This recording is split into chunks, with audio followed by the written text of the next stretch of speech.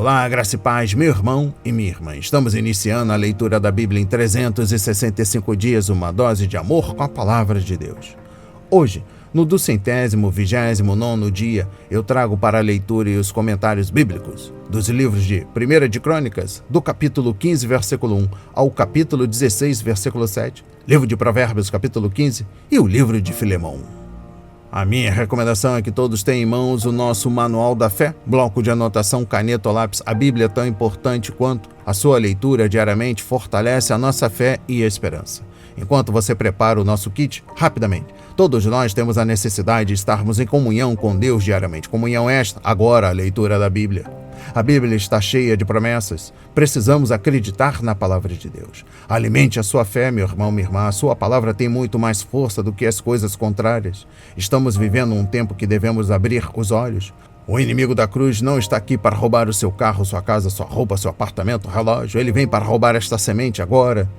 A sua fé e os propósitos que Deus tem para você. Precisamos usar todos os recursos que Deus tem nos dado, incentivar a leitura da Bíblia. A Bíblia Sagrada nos faz gerar a fé, nos faz ter o alimento, a cura, a restauração. A compreensão da palavra vem através da revelação do Espírito Santo. Senhor, revela a compreensão de sua palavra. Jesus Cristo, me dê a compreensão de sua palavra hoje e sempre. Em nome de Jesus, amém e graças a Deus. Se desconecte de tudo e permita que a palavra do Senhor adentre em vossos corações. Vamos para a leitura no livro 1 de Crônicas, capítulo 15, versículo 1 ao capítulo 16, versículo 7. Os levitas designados para levarem a arca. Davi fez também casas para si mesmo na cidade de Davi e preparou um lugar para a arca de Deus e lhe armou uma tenda. Então ele disse: ninguém pode levar a arca de Deus a não ser os levitas, porque o Senhor os escolheu para levarem a arca do Senhor e o servirem para sempre.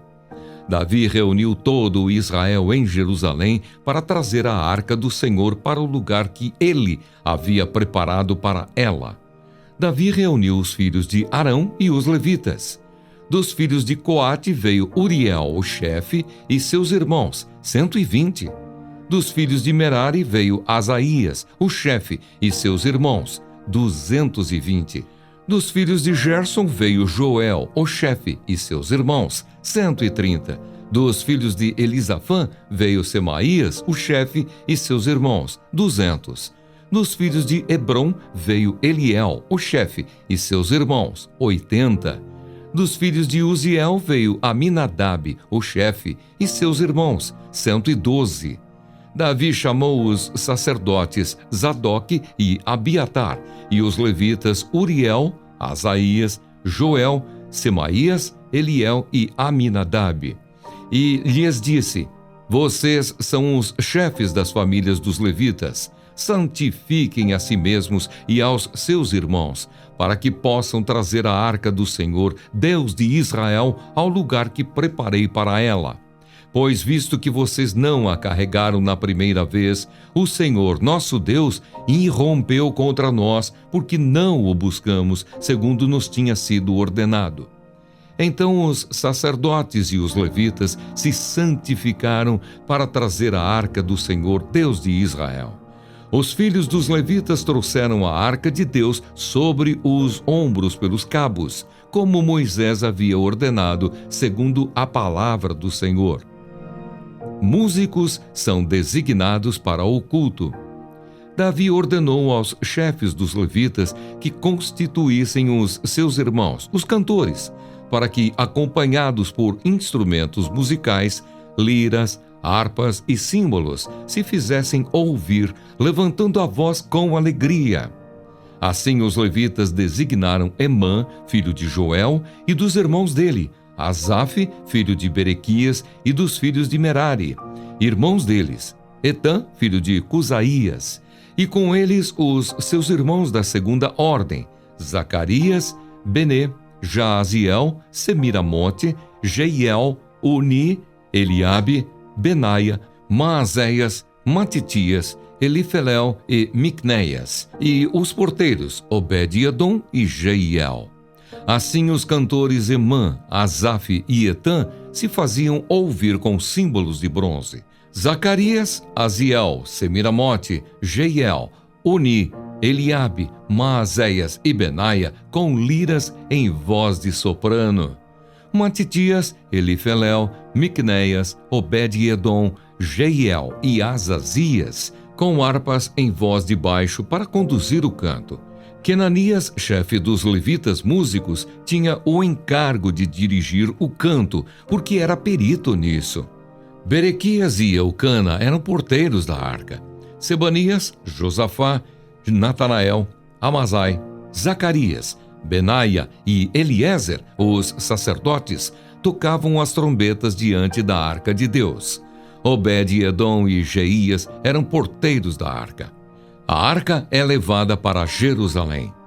Davi, os anciãos de Israel e os capitães de milhares foram, com alegria, buscar a arca da aliança do Senhor na casa de Obed-edom. E visto que Deus ajudou os levitas que levavam a arca da aliança do Senhor, ofereceram em sacrifício 7 novilhos e 7 carneiros. Davi estava vestido com um manto de linho fino, bem como todos os levitas que levavam a arca, os cantores e Quenanias, chefe dos que levavam a arca e dos cantores. Davi vestia também uma estola sacerdotal de linho. Assim, todo Israel levou a arca da aliança do Senhor com júbilo e ao som de clarins, trombetas e símbolos, fazendo ressoar harpas e liras. Mical despreza a Davi. Quando a arca da aliança do Senhor estava entrando na cidade de Davi, Mical, filha de Saul, olhou pela janela.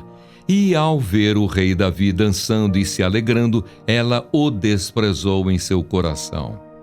A oferta de sacrifícios.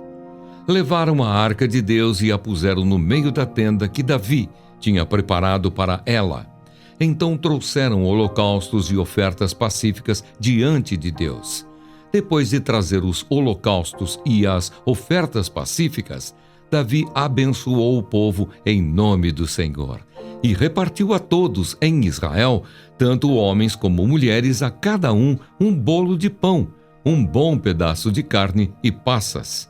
Designou dentre os levitas os que haviam de ministrar diante da arca do Senhor e celebrar, louvar e exaltar o Senhor, Deus de Israel, a saber, Asaf, o chefe, Zacarias, o segundo, e depois Jeiel, Semiramote, Jeiel, Matitias, Eliabe, Benaia, Obed-edom e Jeiel, com liras e harpas. E Asaf fazia ressoar os símbolos. Os sacerdotes Benaia e Jaaziel estavam continuamente com trombetas diante da arca da aliança de Deus. Foi naquele dia que Davi encarregou pela primeira vez Asaf e seus irmãos de celebrarem com hinos o Senhor. Amém. Compreendendo o livro 1 de Crônicas, capítulo 15, versículo 1 ao capítulo 16, versículo 7, vamos primeiro para o capítulo 15. Exposição bíblica dos versículos 1 a 3. Davi estabeleceu-se em Jerusalém e construiu várias casas para si mesmo. Além disso, montou uma tenda em Jerusalém para abrigar a arca de Deus. Ele ainda pretendia transportá-la para a cidade, embora sua primeira tentativa tenha sido um verdadeiro fracasso. Conforme capítulo 13, versículos 1 a 14, e 2 de Samuel, capítulo 6, versículos 1 a 11. E, quando ficou sabendo que a presença da arca estava trazendo bênçãos para a família de Obed-edom, Davi quis aquela bênção para si mesmo e para o seu povo. Só que, desta vez, ele insistiu para que as pessoas certas, ou seja, os levitas, cuidassem da transferência da arca. Exposição bíblica dos versículos 16 a 18. Esta é a primeira de 3 listas de músicos mencionadas. Veja também no versículos 19 a 22 e capítulo 16, versículos 4 a 6. Os 3 líderes escolhidos pelos levitas, no final, escreveram ou inspiraram alguns dos salmos incluídos nas Escrituras. Emã, Salmos 88. Asaf, Salmos 50, Salmos 73, a 83 e Etan, Salmos 89. Compreendendo o versículo 21, que privilégio foi para Obed-Edom ter tido a oportunidade de participar da celebração quando a arca foi transferida de sua casa para Jerusalém. Abençoado por abrigá-la, ele, por sua vez, abençoou os outros ao confiá-la aos seus companheiros levitas. Exposição bíblica dos versículos 25 a 28. Uma vez feitos os preparativos adequados, Davi pôde guiar com entusiasmo os levitas enquanto levavam a arca para Jerusalém. A qualidade de nossa adoração muitas vezes é determinada pela forma como nos preparamos para ela. Se damos pouca atenção à nossa participação nos cultos de adoração com outros cristãos, não devemos ficar surpresos com nossas experiências sem brilho. Compreendendo o versículo 29, a reação desdenhosa de Mical à adoração animada de Davi é relatada aqui como algo que, de alguma forma, está ligado à sua experiência como filha de Saul. Seu amor por Davi não tinha nada a ver com o amor dele por Deus. Nisso, Mical sempre refletiu a atitude de seu pai, uma total falta de apreço pelo papel de Deus em sua vida. A obra que o Senhor realiza na vida de nossos entes queridos deveria ser uma fonte de grande inspiração ao nosso coração. O amor piedoso busca o melhor de Deus para quem amamos. No capítulo 16, trago a exposição bíblica dos versículos 1 a 3, eu incluo o capítulo 43, sendo aqui o final do estudo em 1 de Crônicas dos versículos 15, versículo 1, ao capítulo 16, versículo 7. Este mesmo relato está registrado em 2 de Samuel, capítulo 6, versículos 17 a 20, mas as prioridades sacerdotais e levíticas do cronista levaram-no a incluir muitos outros detalhes sobre a chegada da arca a Jerusalém. A passagem de 1 de Crônicas, capítulo 16, versículos 4 a 42, inclui as canções de boas-vindas compostas pelo rei Davi, conforme versículos 8 a 36, um relato sobre como o processo de adoração em Jerusalém se estabeleceu em torno da arca, conforme versículos 37 a 38 e 41 a 42. E uma menção à adoração em Gibeon, onde ainda estava o tabernáculo, conforme versículos 39 a 40, e 1 de Reis, capítulo 3, versículos 3 e 4.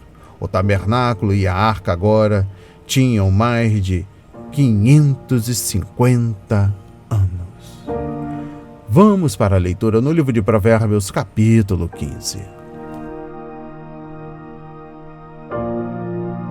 A resposta branda desvia o furor, mas a palavra dura suscita a ira. A língua dos sábios adorna o conhecimento, mas a boca dos insensatos derrama tolices. Os olhos do Senhor estão em todo lugar, contemplando os maus e os bons. A língua serena é árvore de vida, mas a língua perversa esmaga o espírito. O insensato despreza a instrução de seu pai, mas o que aceita a repreensão consegue a prudência. Na casa do justo há grande tesouro, mas no lucro dos ímpios há infelicidade. As palavras dos sábios difundem o conhecimento, mas o coração dos insensatos não procede assim. O Senhor detesta o sacrifício dos ímpios, mas a oração dos retos é o seu prazer. O Senhor detesta o caminho do ímpio, mas ama o que segue a justiça.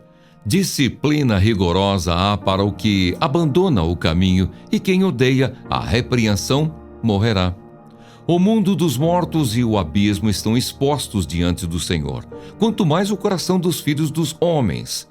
O zombador não gosta de quem o repreende, nem se aproxima dos sábios. O coração alegre embeleza o rosto, mas com a tristeza do coração o espírito se abate. O coração sábio busca o conhecimento, mas a boca dos insensatos se alimenta de estupidez. Para quem está aflito, todos os dias são maus, mas a vida de quem tem o coração alegre é uma festa contínua. Melhor é o pouco, havendo o temor do Senhor, do que um grande tesouro onde há inquietação. Melhor é um prato de legumes onde há amor do que um boi inteiro acompanhado de ódio. Quem se irrita facilmente provoca discórdia, mas quem é tardio em ficar irado acalma os conflitos. O caminho do preguiçoso é como que cercado de espinhos, mas a vereda dos justos é plana. O filho sábio alegra o seu pai, mas o insensato despreza a sua mãe. Quem não tem juízo se alegra com a sua tolice, mas quem é sábio anda retamente. Sem conselhos, os projetos fracassam, mas com muitos conselheiros há sucesso. Que alegria é ter a resposta adequada! Como é boa a palavra dita na hora certa! Para o sábio, o caminho da vida leva para cima, para desviar do inferno embaixo. O Senhor derruba a casa dos orgulhosos, mas preserva a herança da viúva.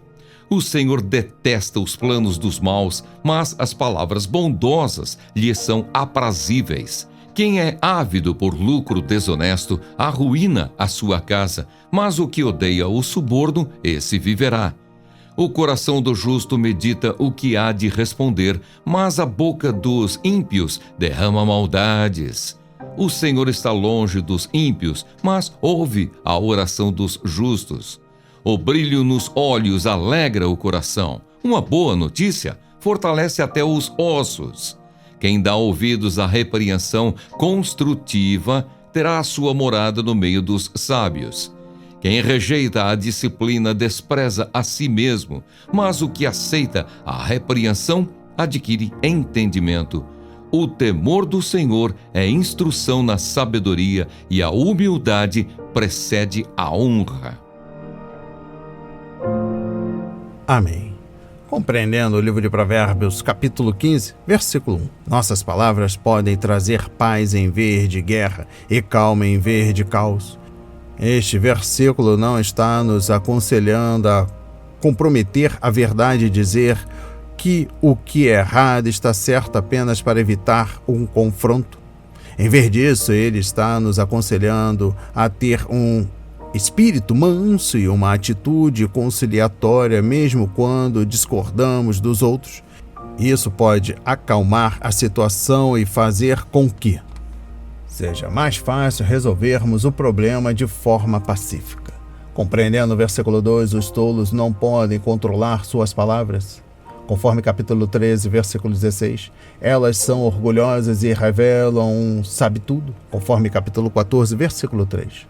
Os tolos, em geral, falam antes de saberem o que estão dizendo ou o que está sendo discutido.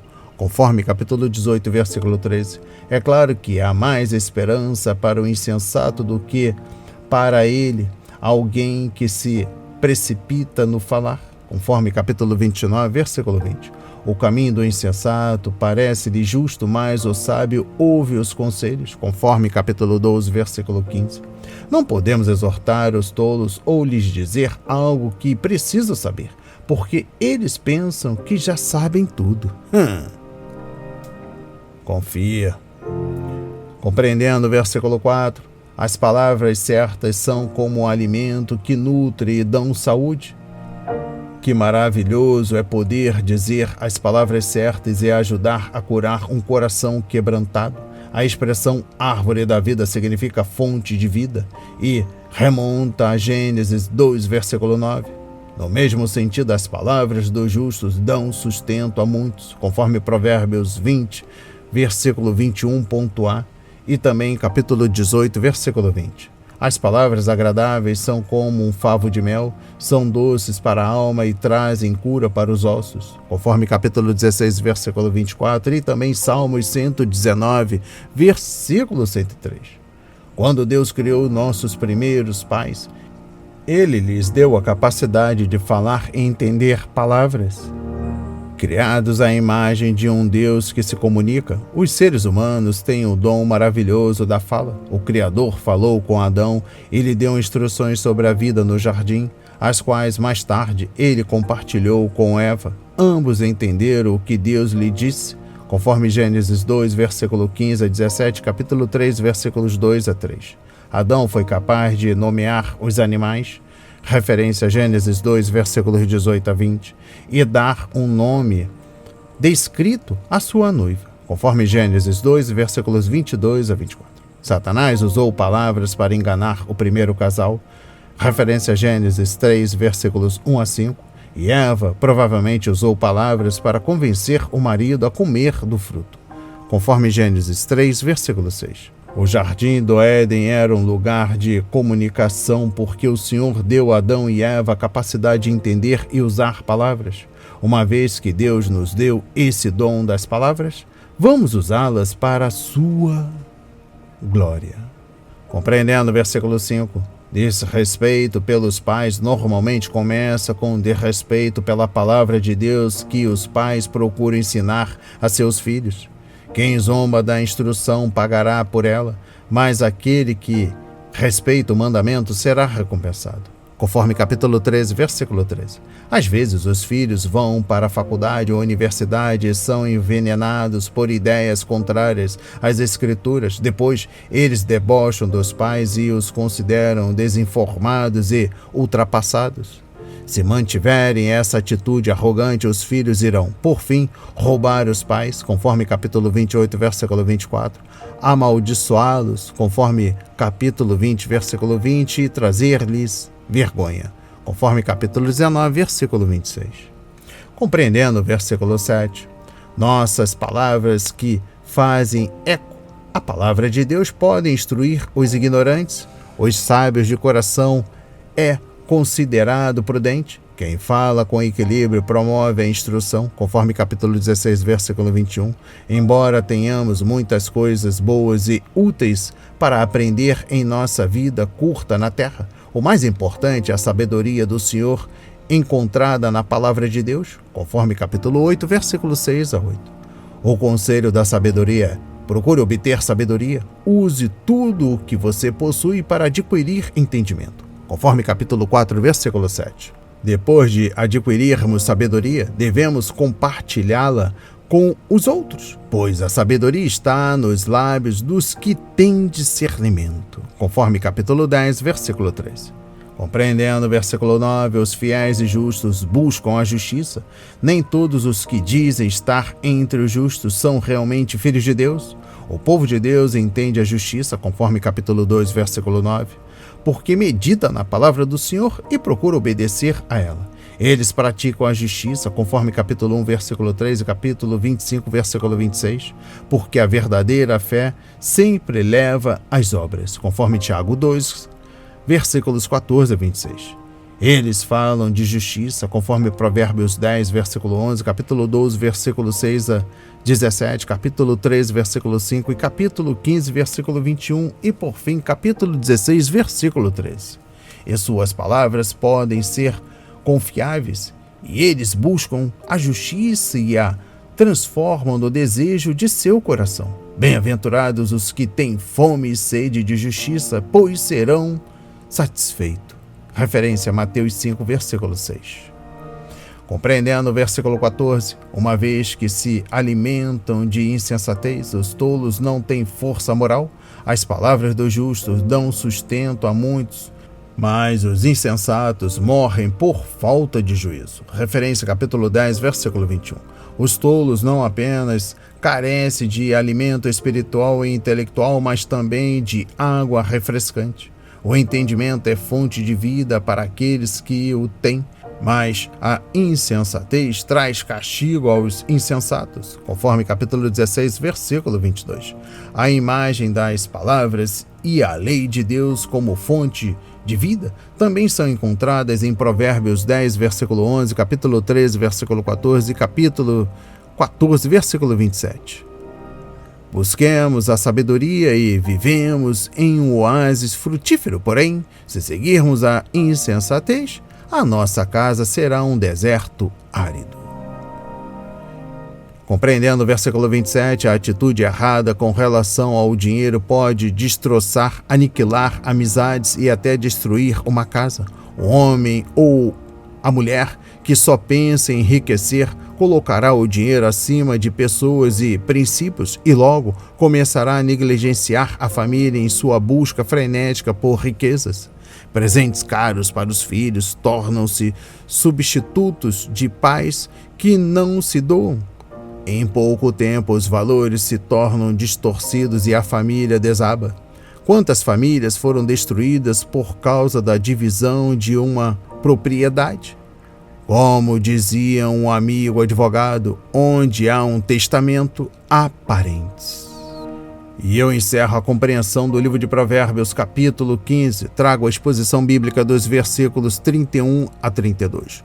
O modo como aceitamos e aplicamos a repreensão é indicador do quanto estamos dedicados à verdade e à sabedoria e do quanto somos sinceros em nosso desejo de conhecer a vontade de Deus.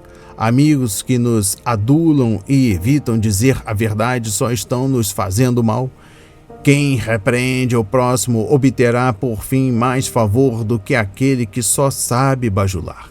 Referência capítulo 28, versículo 23 e também capítulo 29, versículo 5. Vamos para a leitura no livro de Filemão. Carta de Paulo a Filemão. Prefácio e saudação. Paulo, prisioneiro de Cristo Jesus, e o irmão Timóteo, ao amado Filemão, que é também nosso colaborador, a igreja que se reúne em sua casa, a irmã Áfia e a Arquipo, nosso companheiro de lutas. Que a graça e a paz de Deus, nosso Pai, e do Senhor Jesus Cristo estejam com vocês. Ação de graças.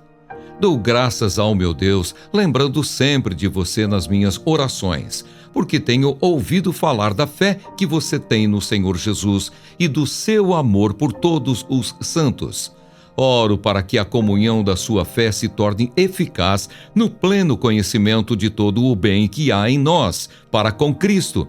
Pois, irmão, o seu amor me trouxe grande alegria e consolo, visto que o coração dos santos tem sido reanimado por você. Paulo intercede em favor de Onésimo. Pois bem, ainda que eu sinta plena liberdade em Cristo para ordenar a você o que convém ser feito, prefiro, no entanto, pedir em nome do amor, sendo o que sou, Paulo, o velho, e agora também prisioneiro de Cristo Jesus. Faço um pedido em favor de meu filho Onésimo, que gerei entre algemas. Antes ele era inútil para você. Atualmente, porém, é útil para você e para mim. Eu o estou mandando de volta a você. Ele, quero dizer, o meu próprio coração. Eu queria conservá-lo comigo para que ele me servisse em seu lugar nas algemas que carrego por causa do Evangelho. Mas não quis fazer nada sem o seu consentimento, para que a sua bondade não venha a ser como que uma obrigação, mas algo que é feito de livre vontade. Talvez ele tenha sido afastado de você temporariamente, a fim de que você o receba para sempre, não como escravo, mas muito mais do que escravo, como irmão caríssimo, especialmente de mim e com maior razão de você, quer como ser humano, quer como irmão no Senhor. Portanto, se você me considera companheiro, receba-o como receberia a mim.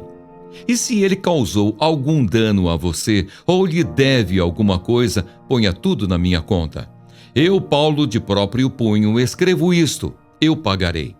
É claro que não preciso dizer que você me deve a própria vida. Sim, irmão, que eu recebo de você no Senhor este benefício. Reanime o meu coração em Cristo. Certo como estou da sua obediência, eu escrevo a você, sabendo que fará mais do que estou pedindo. E ao mesmo tempo, prepare-me também pousada, pois espero que por meio das orações de vocês, eu lhes seja restituído. Saudações. Epáfras, prisioneiro comigo em Cristo Jesus, Marcos, Aristarco, Demas e Lucas, meus colaboradores, mandam saudações a você. Bênção. A graça do Senhor Jesus Cristo esteja com o espírito de todos vocês. Amém. Compreendendo o livro de Filemão, Exposição bíblica dos versículos 1 e 2. Paulo expressou seu profundo amor por seus amigos cristãos e fez com que se lembrasse de que ele era um prisioneiro de Jesus Cristo, conforme versículos 9 a 10, versículo 13 e versículo 23. Timóteo foi incluído na saudação, embora o tema principal da carta fosse do coração de Paulo para o coração de Filemão. O ministério de Paulo era uma operação em equipe e, muitas vezes, ele incluiu o nome de seus companheiros quando escreveu suas cartas. Ele gostava de usar a palavra colaborador ou cooperador, conforme Romanos 16, versículos 3, 9 e 21, Filipenses 2, versículos 25, capítulo 4, versículo 3 e Colossenses 4, versículo 11. Compreendendo o versículo 6, Paulo disse a Filemão que estava orando por ele e pedindo a Deus para ajudá-lo. Oro para que a comunhão que procede da sua fé seja eficaz. Ele também orou para que o seu amigo tivesse uma compreensão e experiência mais profundas de tudo o que tinha em Jesus Cristo. Afinal, quanto mais conhecemos Cristo e quanto mais experimentamos sua bênção, mais desejamos compartilhar essas bênçãos com os outros. Compreendendo o versículo 9, Paulo poderia ter usado a sua autoridade apostólica e ordenado a seu amigo que simplesmente obedecesse, mas preferiu apelar a Filemão com base no amor cristão. Veja como Paulo teve tato ao fazer Filemão se lembrar da situação em que Paulo se encontrava. Eu, Paulo, já velho, e agora também prisioneiro de Cristo Jesus. Quem poderia recusar o pedido de um santo sofredor e amigo como o apóstolo Paulo? Exposição bíblica dos versículos 11 a 14. O nome Onésimo significa útil, por isso há um jogo de palavras no versículo 11. O nome Filemão significa afetuoso ou aquele que é bom. Se era esperado que o escravo fizesse jus ao seu nome, então o que dizer do Senhor? Paulo amava Onésimo e o teria mantido em Roma como um cooperador. Mas não quis dizer a Filemão o que fazer. Sacrifício e serviços voluntários, motivados pelo amor, são coisas que o Senhor quer de seus filhos. Exposição bíblica dos versículos 15 e 16. Paulo não foi dogmático, talvez, quando defendeu este forte argumento. Como cristãos, devemos crer que Deus está no controle até das experiências mais difíceis da vida. O Senhor permitiu que Onésimo fosse a Roma para que pudesse conhecer Paulo e se tornar um cristão. Certamente, Filemão e sua família tinham dado testemunho ao escravo e orado por ele. Onésimo separou-se de seu senhor para que pudesse voltar. Ele se afastou por pouco tempo, a fim de que ele e seu amo pudessem ficar juntos para sempre. Onésimo foi para Roma como escravo, mas voltaria para Colosso como um irmão em Cristo. Como Deus foi gracioso ao conduzir as coisas desse modo e prevalecer nesses assuntos. Exposição bíblica dos versículos 16 e 17. Aqui, Paulo usa uma ilustração do que Jesus fez por nós como cristãos. O povo de Deus se identifica tanto com Jesus Cristo que Deus o recebe como faz com o seu Filho. Somos aceitos porque pertencemos a Cristo, conforme Efésios 1, versículo 6, e somos revestidos de justiça, conforme 2 de Coríntios, capítulo 5, versículo 21.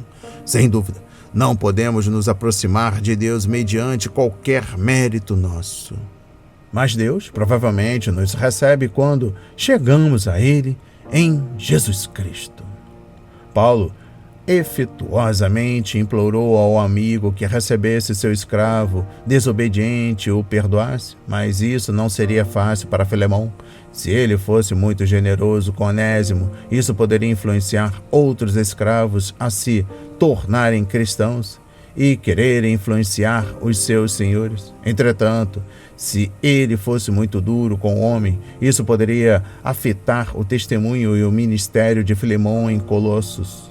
Compreendendo o versículo 19, Paulo diz: eu pagarei. É preciso mais do que amor para resolver o problema. O amor deve pagar um preço. Deus não nos salva por seu amor, pois, mesmo amando todo mundo, o mundo inteiro não é salvo. Deus salva os pecadores por sua graça, conforme Efésios 2, versículos 8 a 9, e a graça é o amor que paga o preço. Deus, em sua santidade, não pôde ignorar a dívida que devemos, pois ele deve ser fiel à sua lei. Então, ele pagou a dívida para nós. Compreendendo o versículo 24, João Marcos, o jovem que abandonou Paulo em sua primeira viagem missionária, estava agora com o apóstolo, conforme Colossenses 4, versículo 10, Atos 12, versículo 25 e capítulo 15, versículos 36 a 41.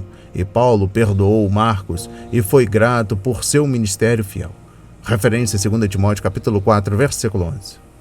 E eu encerro a leitura da Bíblia em 365 dias e também da compreensão do livro de Filemão, trago o versículo 25.